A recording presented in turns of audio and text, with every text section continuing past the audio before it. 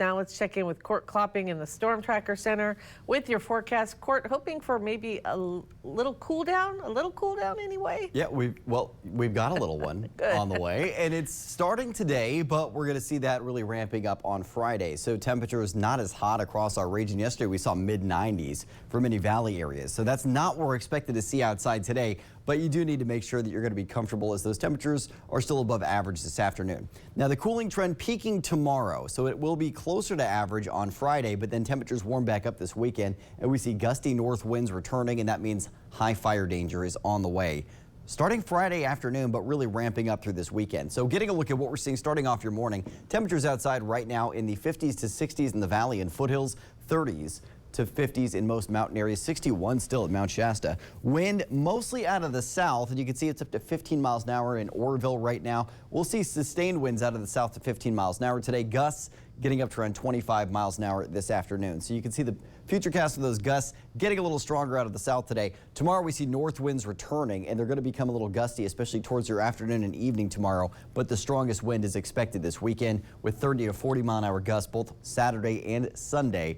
So fire danger is going to be high. That's something to keep in mind. You need to avoid those outdoor activities like mowing your lawn or using any kind of tools that could spark a fire. As far as what we're seeing for today, satellite and radar showing clear skies. Now we've got high pressure parked off the coast right now. That's keeping us dry. But we also have this cooling influence, this low pressure tracking into the Pacific Northwest. Now over the next 48 to 72 hours, that moves through the Pacific Northwest and then drops down to the south just off to our east. So what this is going to set up is another one of those inside slider events. We're left with dry conditions and then gusty north winds. As that low pressure tracks down into Nevada and Utah, that's really going to drive those north winds through our region, and we do stay dry. So continue to be extremely cautious through this weekend because this is early in the fire season, but conditions are already looking very treacherous. As far as this afternoon goes for the northern mountains, it's 70s for your afternoon, mostly sunny skies, 60s to 70s in the Sierra today, foothill areas in the 70s to low 80s, and if you're in the valley, it's mid to high 80s for the most part for your Thursday afternoon. South wind around 15 miles an hour with mostly sunny skies,